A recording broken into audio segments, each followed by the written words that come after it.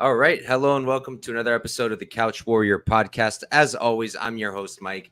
And today I'm joined by my guy, Big Steve. What's up, Steve? How are you feeling about this card, my brother? Hello, man. Thanks for having me on. I feel okay. Nothing. It's early in the week for me, so nothing special, but I'm going to enjoy watching it, providing it's not at 2 a.m. in the morning because it is in Paris. Probably is. I slept through the entire last card, man. I literally woke up, saw the massacre that happened to me, and I was like, great, and went on with my day. Yeah, when those massacres happen, I just go back to sleep. That's what I like, have done. You don't have the energy at 5 a.m. to when you're like 3, 7, 4, 5 units down. You're just like, nah, I'll just sleep through it. Yeah, dude, Bedoya, what a disappointment. I thought I said the whole week I was anxious about my bet because I thought he can get clocked and go out. I didn't think it was going to happen the way it happened, man. What a terrible bet. Yeah, I mean, surely you've seen that coming, right? Like everyone was fading him against Chaos because he's a bum, and now it's classic overcorrection. Yeah, I mean, you learn from it. Yeah, I mean, I think we have on this card we're going to be talking about. George cashing on Prates. What's up, brother? Lou in the chat. All right, you ready to go, Stevie? Let's do it. All right, let's do it. First fight up, we got a few mix-ups this card. Lapalis lost his original opponent, which is really annoying because I had him at plus 110. And now he's fighting Colin Loughran, who was supposed to fight someone else on the card, fighting later. So it got all mixed up. But honestly, I like the new matchup. So for the first one, we've got Taylor Lapalis versus Colin Loughran. Lapalis, 18-3-0, 31 years old, 5'6" with a 73-inch reach. He is training out of MMA Factory. Loughran, he's 8-0, 27 years old. He's 4 years younger. He's going to be the same height, don't have his reach, although just from my eye tests, it seems like it's going to be shorter. Team Calvin-Kunch is what I've got for him. Start us off, Steve. Oh, cool. I'll be honest, I haven't really been keeping up with Taylor since he left the UFC. I watched him in his original run back in 2015 when it was cool to watch UFC. No, I'm joking. But yeah, I caught his, fight with Wilson Hayes. He was just wobbling him all over the place. And actually, I think I caught this Demare Pena fight as well. Demare Pena. Is this the guy that always wins 5-round fights? Yeah, it is. This guy that just holds on for 5 rounds in Aries FC. So he has impressive wins, man. He should have been back in the UFC. I don't even know why he was cut.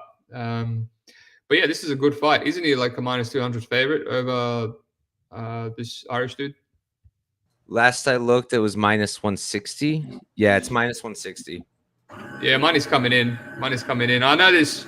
I know Loughran is a beast, but he obviously hasn't faced much adversity, and I think Lapalis is a favorite just due to all these similar matchups that he's fought. And he's knocked out people like Manes, and he's beat Josh Hill, and he's seen this matchup before. But honestly, I have to look into his career outside the UFC just to refresh, see where he's at, so I can properly cap this fight. But I mean, it's a big step up, man. Big step up for the Don. This will show if he's really good or not. Yeah, I mean, dude, I like Loughran so much. Like I've seen him on Cage Warriors. Used to do a bunch of content there. Would like to get back to it. And dude, he's so impressive. Like the way I really love his striking. His wrestling is really good. He's like thick and sturdy, and it's hard to take him down. Like he has been taken down, but he's very hard to hold down. The one like knock I have on him, other than like the competition not being great, is like he's just standing there. His feet are completely flat, doesn't move his head or anything. I mean, it works for him. He's able to land the better shots, and I do like his striking. I think it's crisp, but he's getting hit a lot. And Lapalis, like, dude's good, man. I like his striking a lot. He's got a really good jab, which I think is going to do a lot of work here, considering the striking defense of Loughran. He's going to be longer. I'm fairly confident in saying that with the reach. So I think he's going to be able to stay out of the range of Loughran, because we have seen him struggle at range a little bit. He seems to have shorter arms, does his best work in the pocket up close. And Lapalis also has really good takedown defense, which I think is super relevant here because Loughran will probably try to wrestle. I think he's a solid striker, and I heard some people say this week that he's not, which I think is weird. But his wrestling is probably like his better attribute, and I don't think it's going to really work against Lapalis too much. We don't see Lapalis shooting his own takedowns often. He could. I don't think he's going to, and it might be harder for him as well. So I think we're going to be on the feet. I lean Lapalis. I'll probably bet him if the line keeps coming down. Maybe if it's like minus 145, I would bet him. But Loughran's definitely live. I can't get to him. I would have wanted a better price making his debut against a guy like Lapalis fighting at home. I would have wanted like plus 200, which I do know some people got, but for now it's a pass. We'll probably end up on Lapalis depending on the line. Yeah, I agree, man. I agree about the hitability that you said. So this is not the guy that, he's fighting like these little tiny flyweights and stuff and bantamweights in Cage Dylan Warriors. Hazan, that was like not a great look either.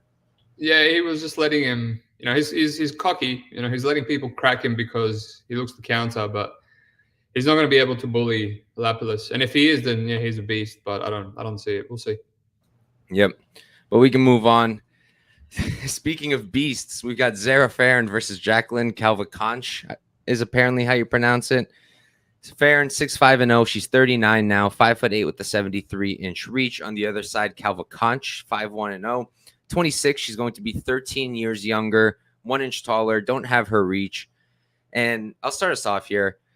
So I'm still pissed. I had Zara as the underdog, as a huge underdog. I think she was like plus 450 or something against Nunes. And then I had her by decision as well. And man, I mean, I got so much shit for it. I got called the worst capper ever, all this crap. And she came out there and she very well could have won that fight. You run that fight back 10 times, she's going to win some of them. There were problems, and I'm about to talk about it. But yeah, that came too close. It would have felt really nice. But for this matchup, like, I'll start with her. She is older. She is 39, but she doesn't have as much mileage on her in terms of fighting. Like, the fights with Megan Anderson and Spencer didn't go too long. Then she was out for a minute, fought Nunes. I thought she looked pretty good for someone coming off of a super long layoff that everybody was calling crap. That was, I think, 38 at the time. I thought she looked pretty good. The output was there. She looks built like a truck. I mean, the power seems to be there as well. She couldn't quite finish the job with Nunes, but Nunes is a tough woman, even though she's very tiny. And the output, I think the striking's good because it's straight. Now, the takedown defense, not too good, but I don't think that's really going to be a problem here. Calvin-Kunch doesn't really seem to wrestle.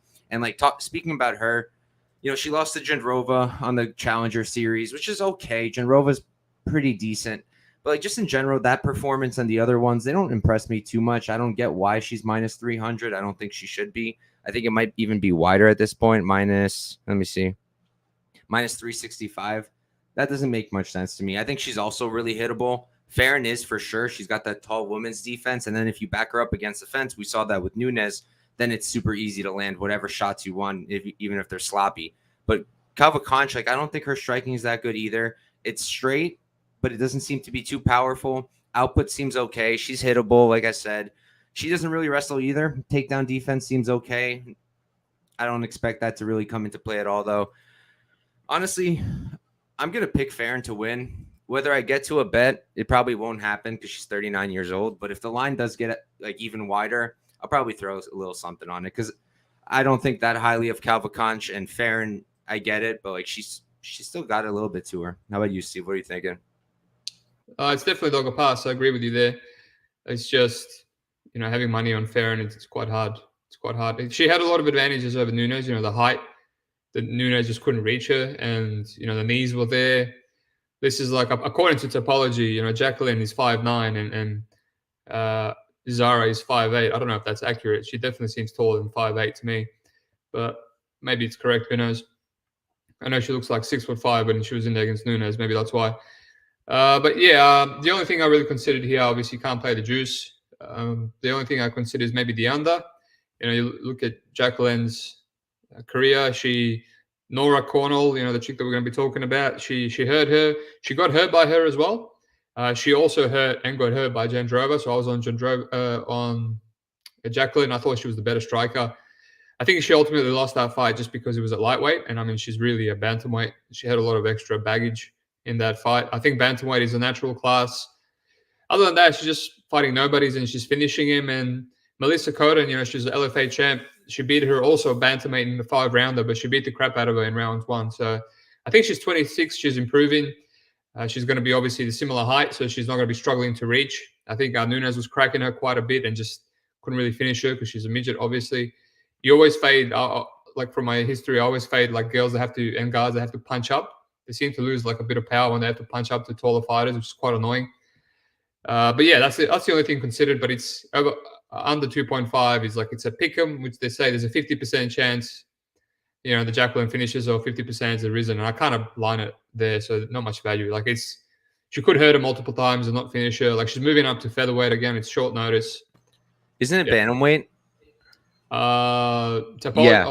Oh, it is according to the Topology. Jesus. Which is rough for Zara. I forgot to mention that.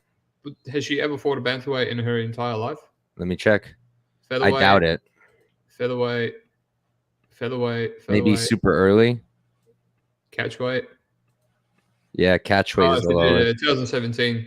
I don't know, man. I wish I didn't tape this fight because now it just tells me that the fight's going to be off when she tries to attempt to drop down to bantamweight. But yeah, dog or pass. Can't fault you for stabbing Fan. She's actually a decent striker, man. She's actually a decent striker, so it could be competitive here. But yeah, I think Jacqueline's quite good. Her win over Croden is a good win. Croden's a good fighter too. She did get hit a ton in that fight, though, like a ton.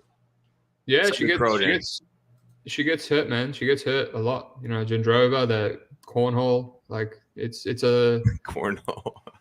I can't pronounce the name, so that works, bro. It's a standard. That's why you can't play as a favorite. It's just ridiculous. The line's ridiculous. Yeah, I'm with you. But all right, we can move on. Next up, we've got a good one. We have Farid Basharat versus Kleedson Rodriguez. Basharat is 10-0. He's undefeated. 26 years old, 5'8" with a 71-inch reach, training out of Extreme Couture. Kleedson, he's 8-2-0, 27. He's 1 year older, 2 inches shorter, 4-inch reach disadvantage, training out of Team Nogueira. He is coming up to bantamweight for the first. I don't know if it's the first time in the UFC for sure. Start us off, Steve. Cool. So this is the one fight I didn't tape, just because I'm sick of taping Kleedson and him pulling out, pulled out against Vincius, Durden, Tyra. So they obviously, and when he did fight Shannon Ross, I saw nothing. I want to see this kid more. I want to see his decision equity. All I have is Santo Corotula, which he didn't fight anything like his tape. Very, very composed. And then obviously went back to CJ Vergara and then fought like his tape again, just super aggressive, and he kind of gassed out and lost the decision there. But he's talented, he's a black belt. He's very explosive. He's got power. I'm assuming that his cardio issues might be better up at bantamweight. But, I would have loved to see him against Tyra. I had all these questions. Maybe he was a good dog. I would have loved to see him against Salvador. And it's just, I don't know. I don't want to play him as a dog. And, I want to watch this fight and see how he is. But yeah, Farid is very serviceable, very trustworthy guy. I see people parlaying him and stuff. I wouldn't because I think Kleedson is good. He's just still a mystery box to me. But yeah, I played, when everyone was playing Blackshear, I played Farid, for slight juice. I pick him round 3 a decision just because I thought he was so smart that, a couple of mistakes from Blackshear, he'll capitalize. And he did. He was one of the only guys that didn't allow Blackshear to take his back, really good defense, get-ups. And when he stuffed all Blackshear's takedowns, he ended up taking that one down himself. So just a smart fighter, good ground and pound. Maybe he breaks Kleedson down a stretch. He's got a lot of round 3s, from ground and pound. He's like his brother. If you stop getting up, they just pound you out later on, like death by 1,000 cuts. But I got no strong takes, man. I don't want to say it's a dog or pass because I still have questions. Maybe the under. I see that the under might be plus money. I could. Considering that. Yeah, for me, it's a dog or pass. I like Farid. I think he's really good. He's extremely smart in the cage. Fight IQ is there, just like his brother. Honestly, I think his brother's the better one of the two, but they're both very solid. Good wrestling, great takedown defense, really good work on the ground, good on the feet. But I like that you called him serviceable because I don't think he's like anything too crazy special. I really don't. Blackshear's a good win. We've seen Blackshear go lately, but Blackshear tends to fade, and he doesn't have the best fight IQ sometimes. So good win nonetheless. And Kleedson, like you said, we have very little to work with. I've always thought pretty highly of him. Even the Vergara loss, like it happens. Like Vergara does bring a ton of pressure. He makes it hard on people. I cashed Vergara there. I'm not even convinced that Vergara won that one. Same. Lie bet. Yeah. Kleedson, he's got good takedown defense too. Haven't really seen it tested against anyone too great. I mean, Curto is a great wrestler, but he's teensy tiny. I like his striking a lot. Output sometimes isn't too great. He throws a lot of kicks. I'm not a huge fan of kicks, especially when it's spinning stuff. I really prefer hands. Obviously, it's nice when they mix in kicks as well, but I don't love when they're throwing mostly kicks. But when he does throw his hands, they're fast, crisp, down the pipe. I I knew he was going to run through Shannon Ross. That's like one of the few times I really felt like I had a lock. I'd never say that word. And I mean, now in hindsight, I'm saying it, but I had a ton of money on him, a bunch of units. I really felt like he was going to run through him. People were saying like playing Shannon Ross. And I mean, now we know what's up with Shannon Ross, but he's powerful, explosive. Farid will probably be the smarter guy in the cage. Offensive wrestling, I give to Farid, but I don't think it's going to come too easy here. I really don't. I think Cleatson's going to show some good takedown defense, and he scrambles well on the ground too. And then on the feet, again, I don't think it's going to be too wide for Farid. So if you're laying like minus 300 on him, you're either expecting a finish or for him to just dominate pillar to post 30-27 him. And I don't think that's really going to happen. I think Rodriguez is live. Whether I get to him, I don't know. I also would like to see more, but for me, it's a dogger pass for sure. Yep. Moving on. We've got Morgan Cherriere versus Manalo Zucchini. Cherriere, he's 8-9-1, 27 years old, 5'7". Don't have a gym for him. We're gonna go with Team Chapecoense, although I'm positive that's not it. Zucchini, 11-3-0, 26 years old, and he's 5'8". I'll start us here. To me, Zucchini is like kind of a nothing burger. I don't really have much that I think of him. He's okay everywhere, not really special anywhere. And then Morgan on the other side, he's got a few losses, but they're all to good guys. Jordan Vucenic, who I expect to be in the UFC. Paul Hughes, who should already be in the UFC. I don't know why he hasn't been signed or put on some card like this one. But those are okay losses. Those guys will both probably steamroll Zucchini. And the wins are pretty good. He's dominant most of the time. Good wrestling, good striker, strong on the ground. I think he can really beat Zucchini wherever he wants here, and I don't really have much else to say because I can't make a pitch for the underdog. I really can't. I had a parlay with Morgan and Loughran. That fell through because Loughran got a new opponent. So now it's just like it's a few units on Morgan, which I'm comfortable with. I think you should roll here. How about you, Steve? Yeah, I personally can't do it. Obviously, this Zucchini is a bit of a mystery. There's a lot of tape on him. You can kind of get the idea what he is. But yeah, I think Morgan is overrated. I thought out of all the people in Cage Warriors, it's just a weird signing to the UFC. Like literally all the guys that beaten him, Paul Hughes, Jordan, Sorenbach, even Pana Ace from KSW, they're not in the UFC. It's just weird, but he's made it before him somehow. I think he fights to his level of opposition. Like I think he's getting overrated because he's had close fights with these high-level Cage Warrior dudes. But then he's also had a close fight with, Daniel Basharat, who's like meant to be one of the better Croatian dudes in the regional scene. I've never heard of the guy. I've seen him lose. He got knocked out by Joey Barton in 2 minutes after that. And, he's beat some dudes and lost to some dudes. He constantly kept taking the back, falling off. Like he's a good kickboxer, but he's low volume. Like I said, definitely fights to his level of opposition. And he was losing position there constantly, which is why he went to split. I don't think he would have been signed if he lost that fight. He would have been on a 3-fight losing streak, to Jordan Hughes and then this Daniel Bajant dude. And then they gave him, 2 bums after that. Diego Silva from LFA, who, I know he fought for the LFA championship, but he lost to Jay Perrin. That's all you need to know. And yeah, Pedro Souza is like a Sabo-Bas Jiu-Jitsu dude. But yeah, I think those 2 finishes kind of gave him the call, and it's Paris. So I was really tempted by this Zucchini dude. Zucchini's, he cracks. He's got some good power. He's in and out. Grappling seems to be his issue. Like this Sufiev dude, it's his last loss. He just grinded on him for 3 rounds, which I guess I could see, Morgan doing because he likes to grapple despite being a kickboxer. But that Sufiev dude is 9-1 now, so he's a bit of a savage. So not a bad loss, and he didn't get finished. And then after that, Danny Matheson, he was just knocking the guy all over the place in 2019, and then he ended up getting knocked out himself after gassing. That Danny guy is now 5-0. And the only issue is like the loss before that, he's got triangle choked by like a 6-6 guy. He was 5-5 and he's 6-6 now, so he's still a bum. So that was, definitely has issues with the cardio and the grappling, but he's 26, man. It's 26, and I don't know how Morgan covers this line. It's just, I don't know. I don't have too much. Not passionate about it, He's just like one of these low-level regional dogs. And at least Morgan is also 27. He should really win this fight, but I don't think he's going to cover. It's probably going to be like a 29-28, and yeah, that's where I'm leaning. Hopefully you're wrong. I can't take any more fight stress. I need some peace, bro.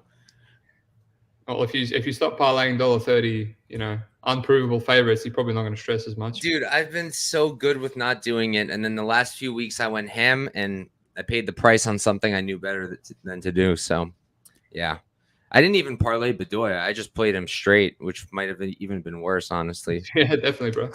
Yeah, I mean, same price as Morgan Cherriere. I think Morgan has a better chance, but I would have said otherwise last week. So who knows? Who knows? Moving on, though, we've got another good one, in my opinion. Lusa versus McKee. Lusa is 9-3-0. He's 29 years old, 5'10" with a 74-inch reach. Trains out of Killcliff. You can usually hear Burns in his corner. McKee 13-4-1. He's 27, 2 years younger, 4 inches taller at 6'2", and he's going to have a 4-inch reach advantage as well. Start us off, Steve. Cool. Yeah, the Lusa line is a bit out of whack. I get it because Reece McKee has issues with the defense and takedown defense as well, and he's been in the UFC, been run through, and then now he's coming back. But yeah, Lusa is not a -200 type fighter. No matter what he does, even though he does mix in his takedowns, and back in the day he used to have a lot of KOs. He would just like go crazy and finish people, and now he's a bit more patient, and his decision equity is a bit worse. A lot of splits, wins and losses. I think his competitive fight with Jack Della was it's kind of pumping him up a little bit. But after that, just non-eventful John Howard win, and Munoz shut him down for 3 rounds, even though it was short notice. And he's extremely durable, but he was still almost finished by AJ Fletcher. And AJ Fletcher's also not that great. He's just like a really explosive young kid. And then after that, his decision equity drops. So yeah, I mean, I personally lean easy dog or pass here. I think fucking cat scratch me. I think. Yeah, I mean, he might get hit, he might get taken down, but he's got good get-ups. I mean, the people that he's fought in Cage Warriors, especially Judo Jim, who has power, who's durable, who will mix in takedowns. He ate some shots there, it was fine. And then, eventually finished Judo Jim and finished Justin Burlinson as well. So, yeah, man, I think it's a dog or pass. He's still improving, but haven't pulled the trigger yet. I'm actually taping as we speak now. But yeah, I think these guys are on the same level, and I don't understand why Lusa is such a big fave. Yeah, dude, we're lining up way more than we normally do. I'm with you. I feel like Lusa probably wins, probably just because he has the wrestling. I'm pulling up right now. I want to see what the point spread is.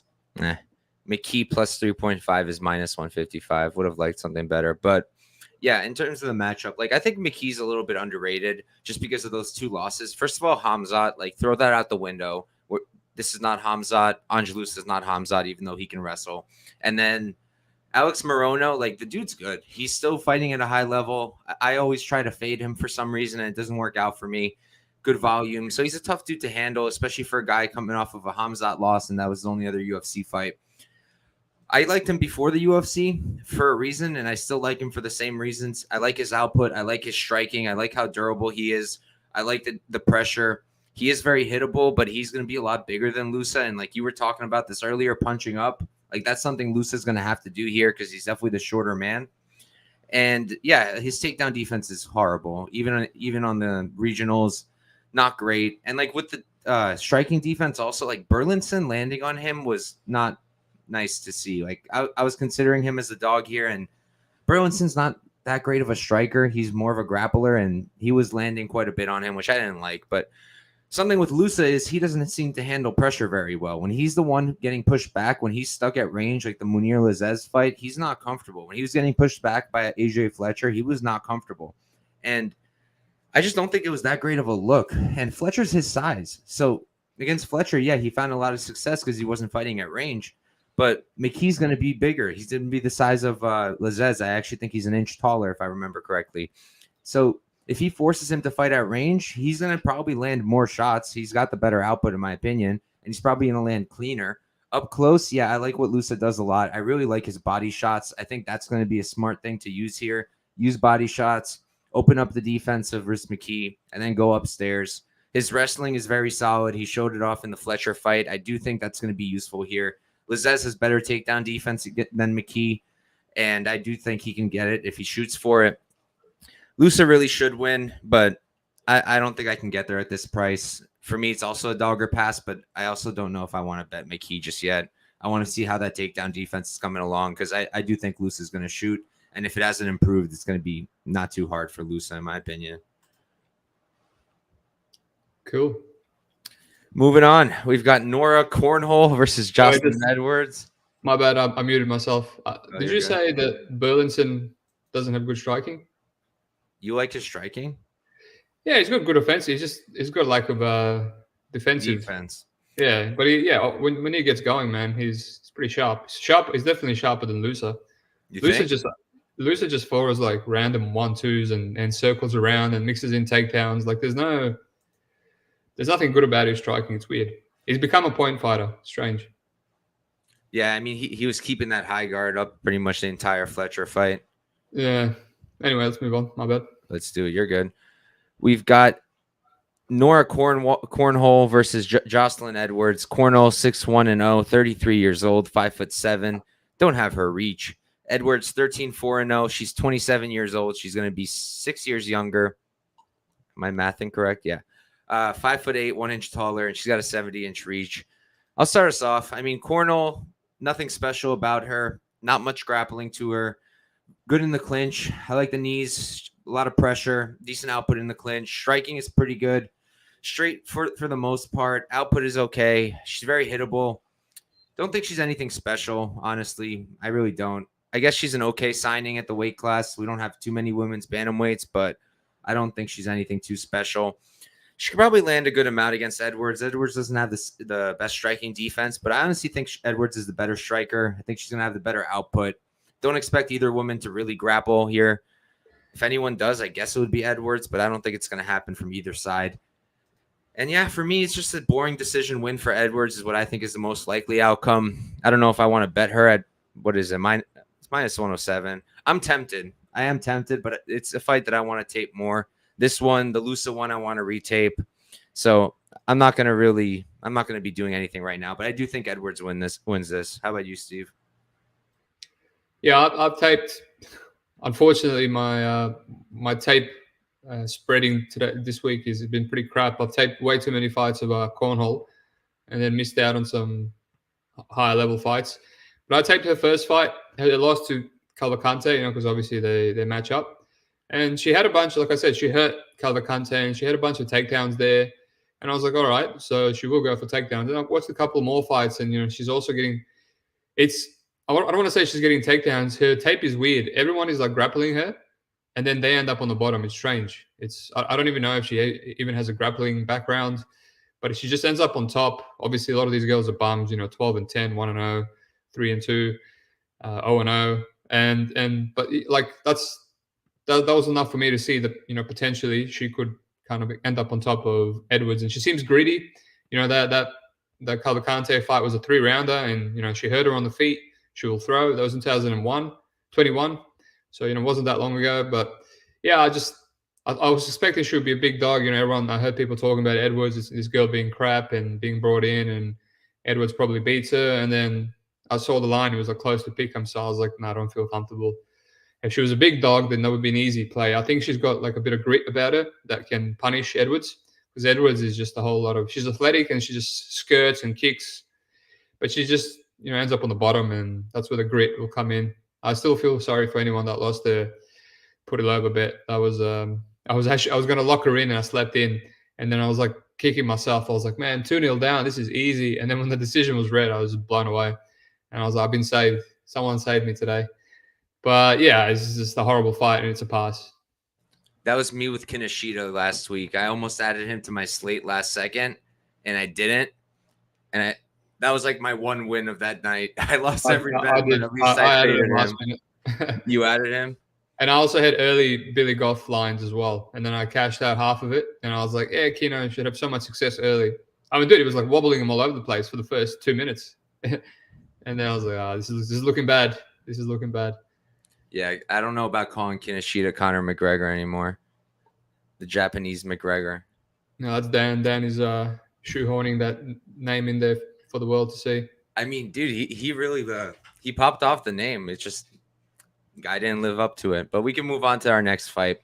We've got William Gomez versus Yanis Gemuri. this is another fight where it got put together last second. Giannis was supposed to fight Loughran, and now he's fighting Gomez. So Gomez is 12-2-0. He's 26, 6 feet tall with a 73-inch reach. Giannis 12-1-0, 28. He is going to be 3 inches shorter at 5'9". Don't have his reach. Start us off, Steve. Cool. So I know this. What's his name? Kimuri guy quite well. I mean, I focused on all the debuting guys, so I wouldn't be completely clueless. And it seems all right. I was passing on him versus Loughran, or Loughran, however you pronounce his name, because I just thought Loughran seemed special, and Giannis, for a kickboxer, he's a K1 kickboxer. He grapples a lot, man. He seems to be what he favors. Whenever his rounds and fights are clear, it's because he's out grappling people. So I thought it's going to be hard to win that matchup against the old juicy Irish boy. But in this fight, because I'm not as impressed about from Gomez as I am from the other dude. I think this is a lot more winnable matchup. Gomez is just a bit of a weasel. He will just skirt and run away and use his athleticism to kind of outstrike you. And as soon as you close the distance, he's just going to level change or clinch you up against the cage. And it's just the worst style, but it's a good way to win decisions. And I thought that Gane or Aaron's fight was quite close to being a split, but he somehow won a 29-28, even though he got wobbled in round 3, and then he was in a deep triangle choke as well. And the other, the other rounds were competitive as well, other than his takedowns. So yeah, I think this kid, this Algerian kid / French kid, he can keep it competitive. I think he's the better striker. He's got some good oomph on his kicks and knees. He's a good K1 striker, and he can potentially keep the grappling competitive. But now I have to retape it with a different matchup in mind. You know what I mean? It's like I like to split a couple of fights from this guy, a couple of fights from this guy, and then their styles mash in my brain, and I know how the fight's going to go out now. But I've kind of like forgot. But yeah, is William Gomez, is he as juicy as his original matchup against Almeida? No, he would be more. He's like -3 something, dude. Yeah, he's -275. Yeah, I feel like you have to play the other guy, man. I like, if people are telling me that this guy has value in his original matchup, then he definitely has value against William Gomez. He's just so negative. He's so negative, and if he's going to stay at kicking range, this kickboxer can keep it competitive. So yeah, clear dog or pass for me. Maybe look at some overs, which are going to be juiced, no doubt. Yeah. In a Gomez fight, there's no way they give us a good one unless they're like, oh, he's -275. Let's open at evens. That would be crazy. But yeah, I line up with you completely here. I had Loughran in the original fight. I felt like he was just much better everywhere, and I bet him, and people were yelling at me, that's a terrible bet. We're not going to find out now, but I think this is saved. But I think this is a much better matchup for Giannis, and now I'm very interested in betting him. He's a good wrestler. That seems to be his thing more so than the striking. I don't love the striking. The wrestling's pretty good. He seems very strong, good top control, decent takedown defense of his own, not really getting out-wrestled all too much. Gomez, like you said, he's just very weird, hard to get a real read on him. I used to think he was a kickboxer. Then I was thinking he wrestles a lot. Does both. He's kind of serviceable is how I'd say it. Yeah, that win over Francis Marshall, but Francis Marshall hasn't been doing too hot lately. I thought he was good, but starting to not think that anymore. And Marshall turned it up at the end of that fight in the third round. He was bringing it to Gomez, and had he done that earlier, probably would have won. The Aaron's fight, I still think Aaron's is pretty decent. I actually haven't gotten to watch the Choi fight yet. I just know they knocked each other down. That's all I know. But Gomez doesn't do enough. That's my problem with him. Like, his output is almost 0. 1.97 strikes landed per minute. That's so low. And yeah, he's not absorbing a lot of strikes. 81% striking defense, absorbing just over 1 strike a minute. But that's just going to win you decisions. And then when people bring the pressure to you, it's not going to work out too well. Like Aaron's, yeah, you take him down and that's it. There's nothing more to it. Francis Marshall, he didn't do anything. He didn't really pressure, but when he did, he was finding success. If Giannis comes in here, pressures, which is what he does, I think he's going to have a lot of success. I don't think his striking is all that great, but at least he's going to have better output. I think he might have more power than Gomez does. I haven't really seen much of that from him. And I just think I really think he's live at plus 200, 235. That seems off. So for me, it's not even a matter of whether I'm playing him or not. It's just when should I play it now at 235 or wait? Will people keep parlaying Gomi? I don't know. But I don't think so. I think they're going to catch on, especially after listening to this super sharp pod. But yeah, I'm thinking because this guy has a lot of. What was that? The bookie's about to flip the line now. Look, whenever I do my big brain, not saying they're listening, maybe it's because I fucking tell everyone in the Discord, but I say a line, I don't play it, and I'm like, all right, let's play it, and it's ruined, and I'm like, all right. Every time I say this, I ruin my own plays, and it just pisses me off. Again, it's probably not. I can vouch for you for that one time. I forgot what regional it was, maybe LFA or maybe something more. When we were smashing PFL Challenger Series, every single podcast, everything we said was getting like destroyed, like half an hour later. I remember just once in the Discord, you dropped something that was like plus 300, and then like literally maybe 2 minutes later, it was like down all the way. I'm actually the real Gumbus. The other one is an imposter. So. You guys got to do a pod together. That'll be a good one. I mean, I don't think he knows who I am, and I don't know. We don't really talk at all. So, what was I going to say? I was thinking this dude is, he's also kind of like a close, a lot of splits. So maybe Giannis by decision. I think Gomez is like extremely durable, and we've seen he's got like good submission defense. He's not going to quit in there. Obviously, yeah, he got heel hooked by Cherriere back in 2016, but I don't think Giannis is going to submit him. So maybe Giannis decision. I also wouldn't mind Giannis point spread. I would make it a bit because there's no way. I don't see Gomez 30-27ing this dude. Obviously I got to go deep into tape, but they're both local guys. So nah, Steve, that's a sick call, dude. I'm writing that one down. If they have that at like plus 150, they're stupid. Any plus money will be good, man. Because I see this as a 29-28. Like how Aarons is a bad fighter, and Marshall, is nothing special, and he split decision and 29-28. Like, come on, surely.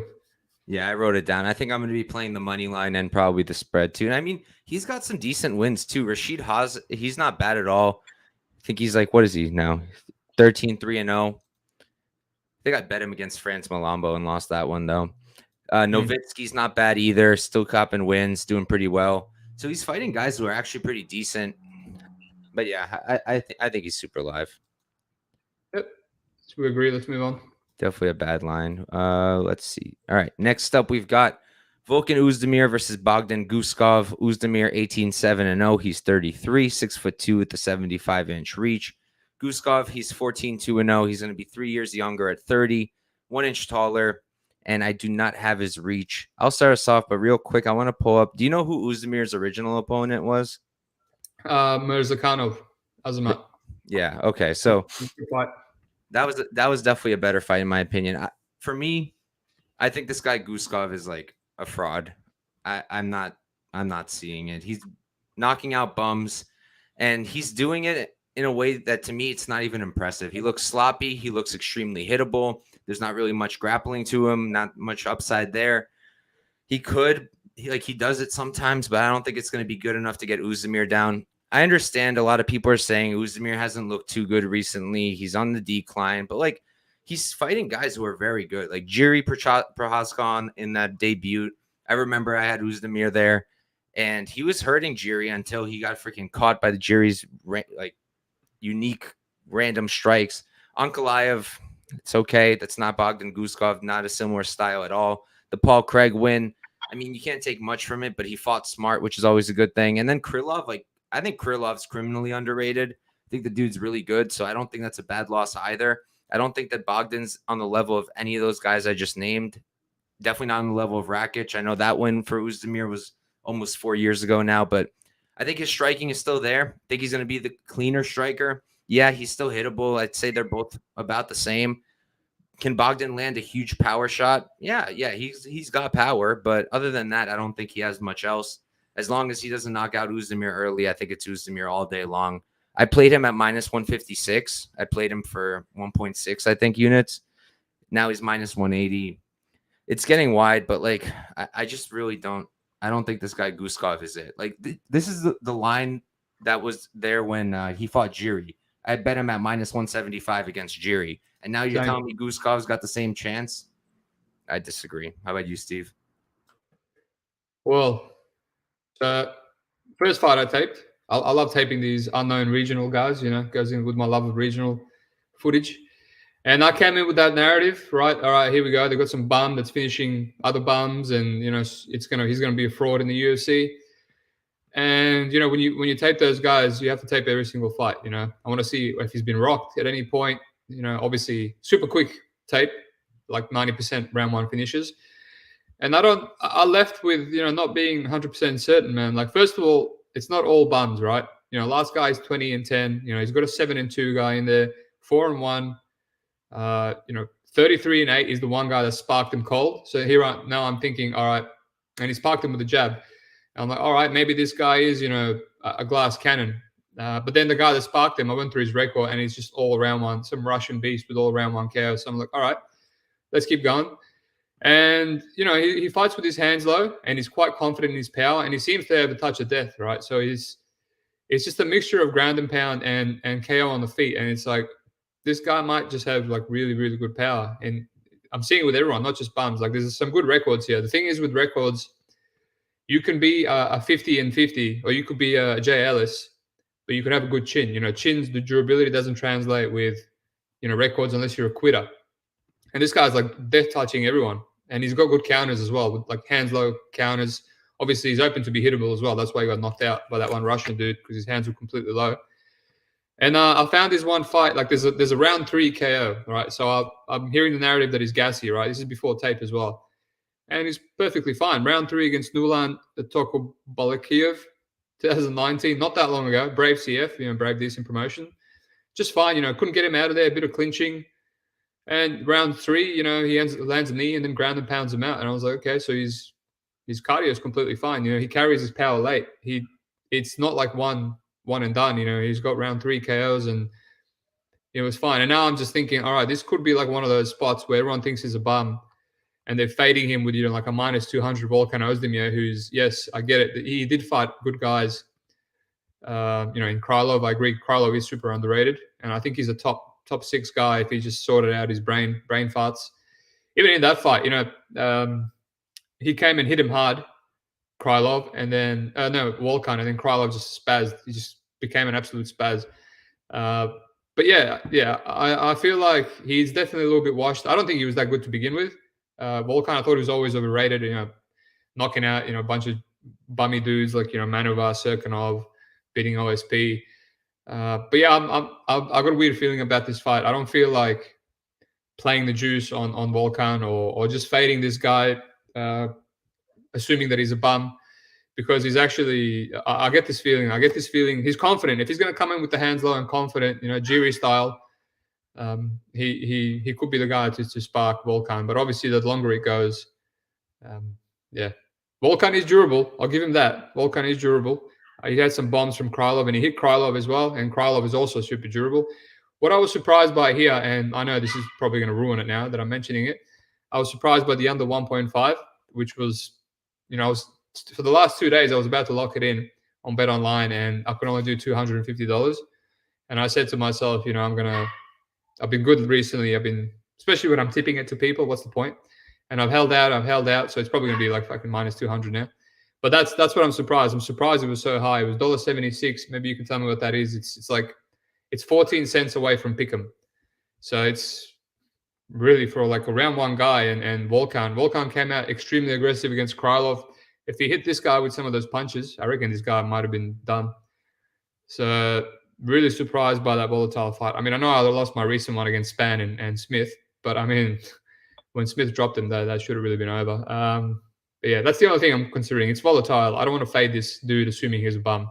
He's handled business every single time, and yeah, overstock Volkan was overrated. Fair enough. Making me want to hedge out, Steve. Just stick to your guns, man. Whatever. Moving on, though, we've got. I'm hyped to talk about this one. We've got Benoit Saint Denis versus Thiago Moises. Saint Denis, 11-1-0, 27 years old, 5'11" with a 73-inch reach. Moises on the other side, he's 17-6-0, 28. He's 1 year older, 2 inches shorter at 5'9", 3-inch reach disadvantage for him. Start us off, Stevie. Cool. Alrighty, so this one, I do regret not playing old mate Benoit Saint Denis against Bonfim.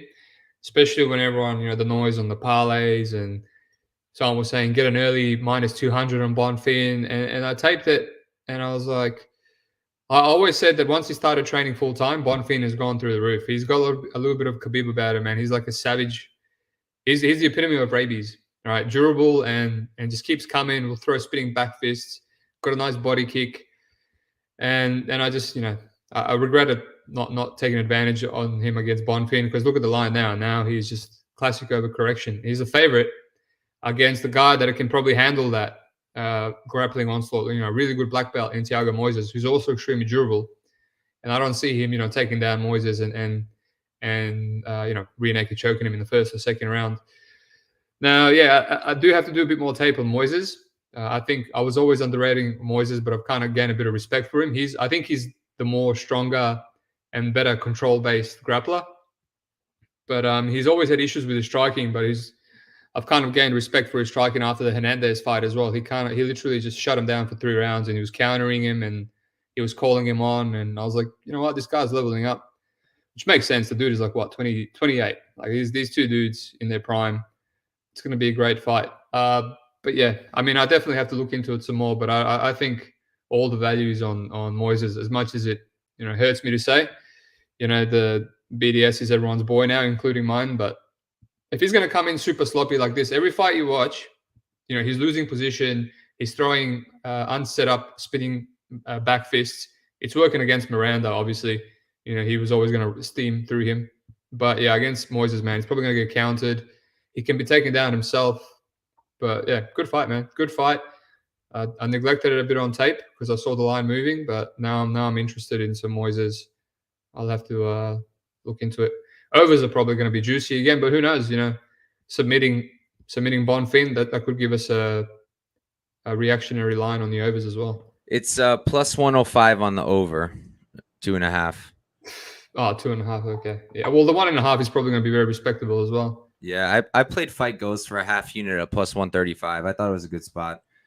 People, like you said, I think this is just classic overcorrection. I also picked Santini there, and I pussied out and didn't bet him, and I'm still upset about that. The read was there. I think a lot of people saw it, and a lot of us just didn't go for it, unfortunately. But I like there was a path, right? When there's a path, it makes sense. But here, can he bully Moises? Maybe, but I have a really hard time seeing that happen. Like even against Islam, like he did pretty decent in the grappling exchanges until later on in the fight. And outside of Islam, he's usually winning grappling exchanges. He's a very good wrestler. He's got great takedown defense, world-class jiu-jitsu, and it's translated to MMA as well. He's definitely a higher level jiu-jitsu practitioner than Santini. And one of the main points you hear people say is like, oh, but Santini's so tough. He was in the special para forces, whatever. Like, yeah, that's great and all. And I'm sure he's super duper tough. We've seen it, but that's not going to win you fights against higher level guys. Like maybe it'll add a little bit to your game, but I think it's a ridiculous point. And I don't like his striking. That's like my main thing. I don't think he's that great of a striker. Kind of like you said, unset up spinning stuff. Everything has a hook to it. He's fighting out of southpaw for the most part, if I'm not mistaken, and he doesn't really seem to use it too much. He is using those body kicks to the liver, but he's not throwing enough with his hands. And if he's throwing a lot of kicks, no hands to set it up, Moises will catch it and probably do something with it. Moises, my problem with him is just his output. He doesn't really lead enough. He's kind of happy to counter, but I think his counter striking is clean. I think he's the cleaner boxer. I think he's going to land the better shots. I guess I'll give the power to Santini. Maybe he's more explosive, but I don't think he's that much better anywhere else. I don't think he's that much better of a wrestler. I don't think he has the better jiu-jitsu. So for me, it's a 100% a dog spot. I'm going to be playing him. It's just another one where I'm waiting and deciding, should I do it now or should I wait? Because I do think people will keep playing Santini. Yeah, agree, man. I think there's a chance that what's his name? Moises shuts him down, because Benoit is so aggressive and he just breaks people with the constant rabies. But yeah, like you mentioned, this Bonfim, we've seen Bonfim break from the pressure before. Bonfim is like, you can see all these guys that have really, really good takedown defense and they pace themselves. When you break through that pace, then they're just like, I kind of tried fading this Kwamba kid that you hit for decision as well, because I thought Vogel was going to keep breaking that because he wants a technical fight. And as soon as Benoit and Denis got in, he just kind of broke Bonfim. But even then he got mount, got reversed, head back. Bonfim stood up. Every time Moises, I reckon when Moises gets the takedown, he's going to be better at backpacking and controlling him because his jiu-jitsu is actually elite. Whereas Benoit is just kind of like all aggression, and he doesn't mind losing position because he's going to go for another takedown and just rinse and repeat. Yeah, I'm with you. Real quick, this name gets everybody. I'm smarter, Dixon. I know. Did I see Marcel's latest tweet? No, because we're live. He responded to roster watch account that Calvin-Kunch just got cut. Is the fight off? That makes no sense. I feel like Fern would be the one cut because she missed weight for bantamweight. But who knows? They're not weighing in yet, though. Yeah, but you know, she's already like 30 pounds over, probably. I want to see this for myself. Well, no idea what's up, but the UFC has this fight. I don't know about. So it's a catch weight now listed, but weird. Wish I didn't type it, but that's fine. Yeah, that's a lot of wasted time. I wasn't going to bet it anyways, probably, but that's even worse. But we can move on. Next up, we've got Manon Fiorot versus Rose Namajunas at flyweight. Manon 10-1-0. She's 33 years old, 5'7" with a 66-inch reach. On the other side, you have Namajunas 11-5-0. She's going to be 2 years younger, 2 inches shorter, and she's going to be at a 1-inch reach disadvantage. If you asked me before this Barza fight who my favorite women's fighter was, it was literally Rose. I used to love Rose. I loved her striking. I loved everything about her game. I liked that she did the whole thing. I'm the best thing. I'm all into that. That was dope. And then, it's not even so much the performance. I mean, the performance against Esparza was abysmal. But my main problem was that she's sitting in the corner. She has her head coach and then her husband, and they're saying opposite things. Because Pat's saying, you're doing great. The crowd's booing at her. You're doing everything right. And then Trevor's not trying to step on his toes, but he's like saying, like, come on, have some more fun out there. Do some more. And she didn't listen. If she did just a little more, she could have won that fight because nobody did anything. And Esparza won purely off of her doing slightly more than Rose. It's just a terrible look. Like, you can't base the next fight off of one thing. Like, Rose has great fights. Like, she beat Weili Zhang. Jesus. She beat her not once, twice, knocked her out, then beat her by decision. I was there live. I know a lot of people felt she lost. That doesn't matter. It was a close fight that she had with Weili Zhang, and we see where she's at now. So you can't dog her just for that one fight, but it was a problem. And my main issue there is now I don't know where her head's at. Like, who's she listening to in the corner? If she's listening to Trevor Whitman, I'm happy. If she's listening to Pat Barry, I'm not very happy. And on the other side with Fiorot, like, you just have a very solid fighter. Like, she's just very, very good in my opinion. This is a flyweight. Definitely going to be the bigger woman. Definitely going to be more physical. I do wonder why Rose went up. I don't want to say she's running from Weili. That's kind of weird having 2 wins over her. Maybe she's over the weight cut. I don't know. But I don't think it's the right move, especially against Fiorot. I think Manon's striking is very, very good. I like her output. I think she's really clean. I think she's really good at making reads mid-fight. Good striking defense, moves away from shots well. She can grapple. She prefers to strike, but she can. She's got a good takedown defense. Rose can wrestle, but I think it's going to be really hard for Rose to take down Manon. Manon's got good takedown defense, like I mentioned, and she's also very physical, and she reacts quickly to things. I just think she has Rose covered. I'm not sure what Rose can do here. If Rose came in like on her best day, like she did against, I guess, Weili, I still have a hard time saying she'll win because I think it's just a really tough matchup. I think Manon's going to be a title challenger at least, if not champion. And it's a really rough matchup for Rose, in my opinion. So I picked Manon. I played her money line at -175. And then I also caught her spread early, the -3.5. I got it at +200, which I thought was pretty absurd. So I put a half unit on that, but the line is like long gone. How about you, Steve? Well, I want to say if Rose is running from anyone, she's probably running away from Carla Esparza, to be honest. Doesn't want that rematch. Yeah, that was horrible, man. That was a horrible look. I really wanted to like hammer Rose during that fight just because of all of Twitter was on Carla saying it was the best bet ever, and because Weili Zhang was taking down Rose, and we've seen how much Weili Zhang is better.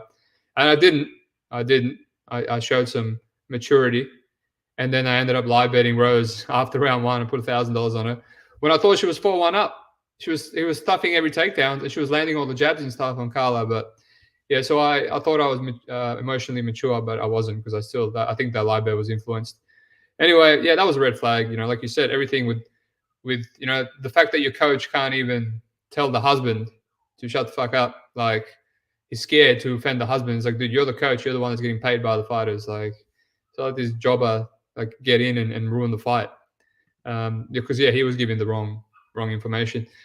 But I don't know, man. I don't know. I get that, Fiorot is decent. I always looked for chinks in the armor of Fiorot, like little things like her getting head kicked by Maya and, getting pressured by Bruno Silva, even though, Bueno Silva, even though she kicked the crap out of her.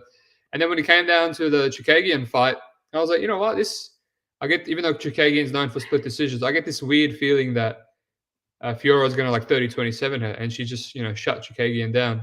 Because she's just they have a similar style, but she's the more explosive, eye-catching shots. Even the side kick has a bit of power to it. And then obviously, passed on that again. Yeah, I don't know what to feel about this fight. I'm not rushing to fade Rose, right? She's the last girl to both finish Zhang and then convincingly beat her over 5 rounds. Not convincingly, but it was a close fight. But rounds 4 and 5, she just wrestle left her, and those were clear rounds. Whereas the early ones were a bit competitive. And no one's done that to Zhang. I'm not rushing towards it, but it's just like, you just don't know. You don't know with Rose what you're going to get. Can I say that she's going to get outstruck by Fiorot? She's probably the best striker Fiorot's fought as well. She's fighting Silva, Ricci, Jennifer Maya, who's just a plodding boxer, and Kaylin Chookagian, who, she should have been a competitive fight, but she just has no power, and she beat her at her own game. So, this is Rose that actually has the best boxing and, was lighting up Andrade, and, she's got sneaky power, knocking out Joanna, knocking out Weili Zhang with shots that don't even look that powerful, head kicking Waterson. I don't know. Money's coming in on Rose. I'm not rushing to tape it. I probably should, because it's one of the only high-level fights on the card. But I don't have a strong take here, man. I don't have a strong. This is a big step up, but it could be Rose just being completely washed and just moving up because she can't be bothered cutting. And yeah, no strong takes. All right, we can move on to our main event. We've got Ciryl Gane versus Serghei Spivak. Gane 11-2-0, 33 years old, 6'4" with an 81-inch reach. On the other side, Spivak, he's 16-3-0. He's going to be 5 years younger at 28. 1 inch shorter, 3-inch reach disadvantage. Start us off, Steve. What you got here? Cool. I did tape this one in detail. Didn't really get anything from it. I still have flaky vibes from Spivak. You look at his career, he's never really won a comprehensive decision. That's one of the reasons why I lost not so much, but money on him against Derek Lewis. He's just round 1 KO to Aspinall, round 1 KO to Harris. That Olenek fight, extremely worrying. 1-1 into the third, and how does that fight look if Olenek doesn't pull guard in rounds 2 and 3? I reckon Olenek is live to win that fight. He literally gave the fight to Spivak, pull guard, and then Spivak just stayed on top and won rounds 2 and 3. Lost round 1 clearly, hated the pressure, hated the wing and overhands from Olenek. And then, ever since then, we haven't seen him really get extended. Obviously, he got extended against Serghei, but that was like an extended beating that Serghei took more so than any adversity. And every single person that, he fights and takes down, he needs minimum 5 mat returns. Serghei, got up 5 times. I don't remember Lewis getting up 5 times. I remember it being like an instant finish, but Lewis got up a bunch of times, man, like over 5 at least, and then eventually just gassed and gave up. I think it comes down to Gane is definitely the better fighter. Talent-wise, it's not even close. Gane is how quickly he leveled up in MMA. I don't think he's just going to be like some dude that's going to get taken down and then, rinse and repeat 7 times and then he gasses and gets submitted. I think the speed is going to be too much. I think he's better footwork, better speed. Obviously, the striking is way better. Spivak needs to close the distance. A lot of his takedowns are the body trips. Has really good body trips. He will shoot for the legs, but then as soon as he encounters resistance, then he's going to look for trips and stuff, which he can get. Ciryl Gane was tripped the exact same way by Rafael Pessoa, who's a bum, and And Gane actually hit the same thing, but because he had a whizzer, he just got up, but he face planted a bit. I know a lot of people shitting on him. It's going to be easy to play Spivac because, what we've seen from Ngannou. But, man, rounds 5, Gane took Ngannou down with ease, right? I mean, what Stipe couldn't do, right? Gane, if you give Ngannou the tools, man, that guy's a savage. He's just so much more physical and powerful. Spivak is just kind of like an unathletic dude that's just looking for trips. I don't know. I don't have a strong take. $1.60 on Gane is going to be like there's potential to look extremely square. If Gane is this guy that people think he is with no ground game, I don't think he is. I think he improves drastically fight to fight. It's just, has he taken the initiative to actually improve that ground game? But I mean, he's back in Paris. Why would he not? He's the main event. Why would he not take this seriously? I think the longer this goes, Spivak just gets rinsed to the body with body kicks. And first takedown that was stuffed against Aspinall, he was finished. His other decision against Carlos Felipe, 29-28. Yeah, I don't know. Yeah, every single fight that gets extended, it doesn't look good for Spivak. He has a lot of things that not going for him. But who knows, man? Who knows? Maybe he is just this animal sambo guy, and it's the perfect counter style to fight Gane. And if he gets an early takedown, the reason Gane started doing stupid stuff like it's in Ngannou rounds 3 and higher is because you could tell he started to gas. His grappling cardio kind of gave up on him, and he's going for a Kimura. And if he just focuses on stuffing the takedowns rather than going for silly subs, I think he could be a good matchup for him. But yeah, minus money. I think I'm just going to lie bet it. And the under 2.5, it's set on a perfect spot, same as the Tai Tuivasa fight, where I'm just, if you play it or you go over or under, I think you're going to be sweating either way. I think under 2.5 is where Spivak might start breaking down a bit, or even Gane. Who knows if the grappling is too much. But yeah, also I think Spivak looks like he's on some sort of new supplements because he hasn't looked like that in a few fights. Yeah, this is one where I really thought I'd be on Spivac, and I'm not. I have to tape it again because I actually kind of want to bet Gane, so I got to run through it a little bit more. But first thing I'll mention with like takedown defense, yeah, Gane hasn't looked great, but also we haven't really seen it tested since the Ngannou fight because Jones is Jones, and he didn't even finish him off of a real takedown. It was off the fence guillotine. Can't really pick up much from that. And he is at MMA Factory. As a gym, I don't love that place, but you look at Nasruddin Imavov, a guy who also had pretty rough ground game and not much takedown defense, and he's come a long way. Was taking down Chris Curtis, something nobody else had in the UFC prior to him. So I would think it's improving, and I mean, he knows. He's a smart guy. One of his best attributes, in my opinion, is his fight IQ, except for when he tweaked out against Ngannou, like you said, and went for ankle locks and whatnot. And but Jones fight, when he threw an overhand right in the first 30 seconds, yet in all the other fights, he's spending 4 rounds of jabbing. Super sus. Look into it. Rigged, right? I think it could also be like the name, like John Jones. It's a big deal. It might have gotten nervous. I don't know. But in terms of this matchup, if the takedown defense has improved, what does that even say? Rigged. I'm weak. He can't say it. He's too scared he'll get killed. They're watching him. Look at him. He's checking his back and everything. Someone's breaking into the house. Steve's girlfriend's watching him like, what are you doing, man? But she's earning the bread. I'm a stay-at-home dad. But yeah, so in terms of the grappling, yeah, obvious advantage for Spivak. But the thing is also like he doesn't really go for doubles. What I'm seeing mostly out of him is trips and throws, and I don't really see him doing that too much to Gane. Maybe the trips, yeah, that can work, but I don't think he's going to be over here suplexing Gane. I really don't. Double legs will probably work still if he decides to shoot for them. He is a good wrestler, but Ngannou's not a wrestler, but he is extremely strong, like extremely. And, Spivak's also clearly a strong guy, but I don't know if it's the same level. He does have the better wrestling, but I also don't, it's hard for me to see him holding down Gane for too long. It's difficult for me to game out in my head. And on the feet, I actually think that Spivak's come a long way. I think he's become a better boxer, but there's still problems. Like at range, he's not that great. You watch the Olenek fight, and Olenek should not have been landing that many strikes on the feet. Like he made Olenek look like his striking was okay. And that just was not a great look. And if you're doing that with freaking Alexei Olenek, at range, Gane's going to eat you alive. I do have some problems with Gane sometimes. The hands down, he can he like I said, he has good fight IQ, but at the same time, sometimes he just like spazzes, like you said, like just completely spazzes out. I don't know what it is. So it could be a problem. But on the feet, I think he's got this. At range, he's much cleaner, much crisper. And something that I think is good in this matchup, Spivak's going to be pushing him against the fence a lot. He's got great elbows. He's really intelligent with the elbows, great in the clinch. I think he's going to be able to hurt him in the clinch.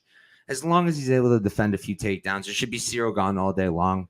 Another thing to mention, it's in a big cage. They're not in the apex, so it might be a little bit harder to find him. Ciryl Gane's a guy who moves a lot. Even in his worst fights, he's always moving, except the Jones fight, really. But always moving around. I think it's going to be a little hard for Spivac to catch him. And if he starts getting frustrated, I think Gane's going to be able to land a lot of clean shots and probably finish the fight. Maybe the third or fourth round is what I'm thinking. I got to tape it a little bit more. Only thing I know for a fact now is I'm not going to bet Spivac. I see the path. There's a clear path. But I think Gane is a really big step up. And I think this is going to be a hard one for him. Like, yeah, Derek Lewis, that was dope, but it's Derek Lewis. And I know Lewis just got that win over De Lima, but De Lima shouldn't have never been such a favorite to begin with. The Serghei fight, meaningless, really. Greg Hardy, look at Hardy. He's getting knocked out by fat guys in BKFC right now. And I'm dead serious, like literal, like very, very large men. He works at Walmart too. Does he actually? Yeah, so you can literally say he's knocking out Walmart employees. I mean, yeah, but if I was in a Walmart with freaking Hardy there, you wouldn't steal shit. Nobody's stealing there, that's for sure. But yeah, I like Gane here. It's a spot I need to tape more. I'm either gonna stay off or I'm gonna put like a unit on Gane and call it a day. We'll see. Yeah, I'll add a few things. I was thinking about maybe live betting, but I can just see, round one, Gane staying on his toes, just jabbing him up, stuffing the first few takedowns because his distance management is so good, and then Spivak not setting it up. And I can just see the line just exploding on Gane and the live bet completely gone. When everyone just sees the first minute, like, all right, we know how this fight's going to go. Like, there is no way someone like Spivak can close distance on. So maybe, I don't know if the live bet will be there, unless he gets an early takedown and then, there was a good video on what Jones did to Gane, how he just completely made him feel claustrophobic, like high level footwork, and he was just pressuring him. And every time Gane jabbed, Bones would go over the top. Yeah, I don't see Spivak doing that. He doesn't have the skills or the footwork to properly cut off the cage. I think this is like a levels fight. But it's hard to lay it because, what Gane is bad at supposedly is, it's what Spivak is good at. I'm thinking maybe the juicy over 1.5 would just be like a hammer spot. But even that, it's like, look at minus Spivak. 205 I'm seeing. Yeah, that's juicy. But then you look at Spivak and he's like, oh, man, I feel like anyone can knock this guy. I feel like he quits in there. So this is Jay. I think he's spewing nonsense. Gane is mentally weak. I can't trust him. Wouldn't say he's mentally weak, man. Yeah, I don't know about mentally weak. Like, if you seen him come back from that Taivasa fight, instantly started throwing bombs. That knockdown was insane. Also, that was nuts. But the body kicks of Ciryl Gane, that was my favorite part of the fight. Brutal, man, brutal. He's gonna kick the shit out of.